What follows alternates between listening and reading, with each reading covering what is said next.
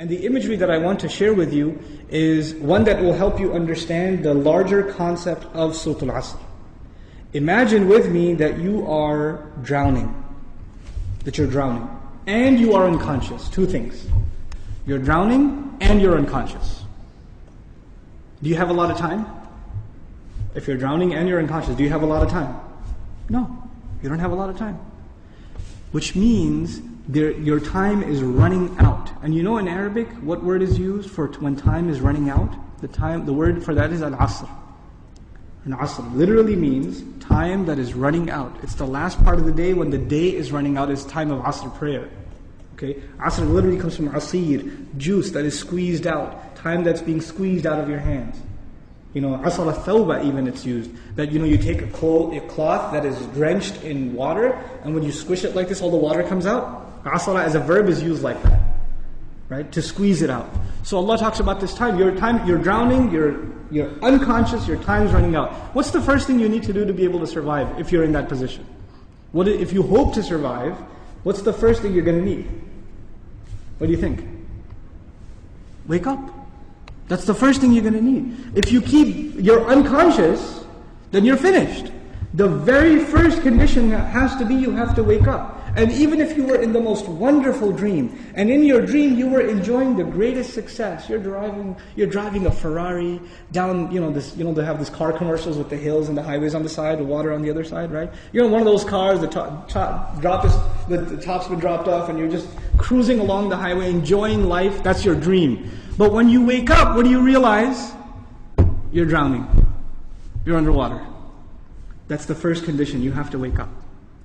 Once you do wake up, you say, oh man, this is a nasty reality and I was enjoying such a good dream. I should go back to sleep.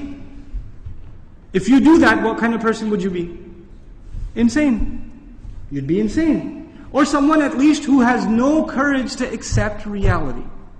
Because they found reality to be very difficult, they decided they're going to put themselves back to sleep even though they woke up. Does this person, if he drowned, can he blame anybody else? The one who woke up and went back to sleep? You think? Someone who never woke up, maybe, right? But the one who woke up said, this is not good. And they went back to sleep. They have no one to blame but who? Themselves. They have no one to blame but themselves. Now, let's imagine that they did wake up. What do you have to do next? Oh, it's pretty bad, I'm drowning. Even if you don't know how to swim, will you not use every muscle in your body to make certain kinds of motions to go towards the surface? Wouldn't you do that? And you will make certain kinds of motions that make you go further down, and certain kinds of motions that will make you go up. And once you discover which ones help you go up, you will only do those, right? You will do those. In other words, the first thing was you have to wake up. The second was you have to swim. You have to do something to try to get to the surface. When you got to the surface, you gasped for air, and you got pulled back down. You got pulled back down. And you know who you got pulled back down? You won't believe this. There's a chain around your foot, and your relative, your cousin, is sleeping, and he dragged you down. And now you're drowning because of your sleeping cousin. What do you have to do now? You got to wake him up. And you're not even waking him up because you want to save him. Who are you waking him up for? Maybe you want to save him, maybe. Maybe you don't even like your cousin, I don't know, right?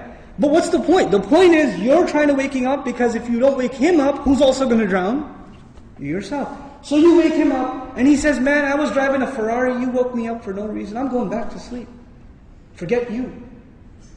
Can you just say, okay, well, I didn't like you anyway, suit yourself? Can't do that. If he goes to sleep again, what are you going to do? No, man, wake up, let's go, we can't give up. You can't not accept reality. And you have to keep trying to wake him up until he finally says, okay, fine, what do we do? He says, you say to him, let's swim together. Both of you come up together. The third time, you both get pulled down by your grandmother, by your aunt, by your neighbor, by your son, by your daughter. Does the process continue? The process continue? There's a 4-part process to this people surviving. The first was they had to wake up themselves. Then they had to try to swim. Then they had to tell other people that they're tied to, this is the truth. Let's go. And even if they got tired and one of them said, man, I can't do this anymore. We've been doing this now over and over again. I don't know if I can do it anymore. And the other one says, no, We are all going to survive together. You have to do this. Come on, let's go, let's go, let's go. Keep going, keep going. You ever seen those kinds of movies where they're trying to escape from some army and one of them gets tired and says, I can't run anymore. And what do the others do?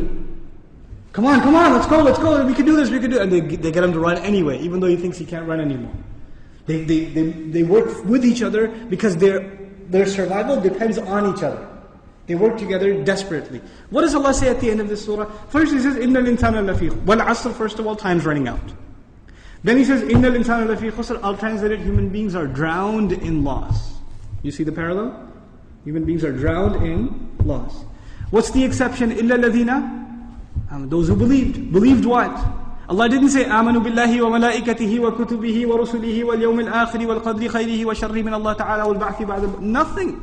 He didn't mention anything. Even though all of those things are included. According to the siyaq of the surah, the context of the surah, what is the first thing these people have to believe? That they're in loss. That they're drowning.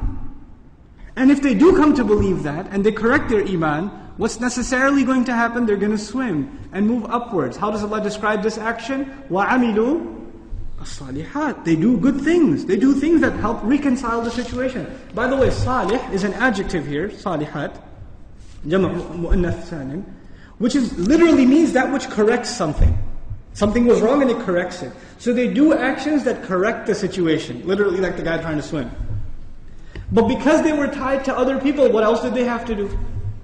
وَتَوَاصَوْا بِالْحَقِّ. They had to tell the other the truth. And it's not even أَخْبَرُوا عَنِ it. They told them about the truth. No. You have to wake him up and let's go, we have to go. No matter, and over again. Tawasi even has takrar in it. It has repetition. Over and over again they said, this is the truth, this is the truth, this is the truth. You know why? Because the people you're trying to save, even if you wake them up temporarily for 20 minutes, 30 minutes during a khutbah, guess what happens when the khutbah is done? They go back to sleep. They start drowning again. So what do you have to do? You have to go and wake them up again. Then they get sleepy again. Then you got to wake them up again. This is tawasi bil haqq. And you might get tired of doing it. You might become impatient. So Allah also adds, وَتَوَاصَوْا بِالصَّبْرِ. You got to keep doing it. Sabr means consistency, constancy, perseverance, patience. You got to remain on point. You got to keep doing this. Because your survival depends on it. In the end, if you do all of these things but you have no patience and you give up, you drown too. So even if you had iman and you had good deeds and you told people about the truth but you didn't have sabr, you still drown. So how many conditions do you have to fulfill to survive? All four. All four conditions are required. They're critical and they're necessary. Which is why there's a wa in between them. You see the logical progression from iman to amil salihat to tawasaw bil haqq to tawasaw bil sabr, beautifully articulated in this surah.